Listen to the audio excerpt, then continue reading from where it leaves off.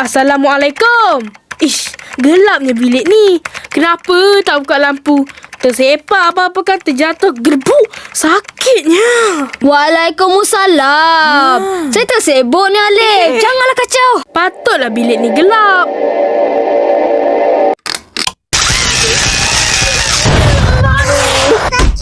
Allahu Akbar. Atan, cepat panggil Umi. Astaghfirullahalazim. Apa dah jadi ni? Alif tak tahu. Alif terpasang switch, lepas tu Aiman terus jatuh ke tanah. Dia terkena gejantan elektrik ni dan terkejut. Alif, cepat matikan switch tu. Aiman? Aiman dengar suara Umi tak? Alhamdulillah, Aiman masih bernafas ni. Aiman, buka mata sayang. Buka mata, Aiman. Ish, pening kepala.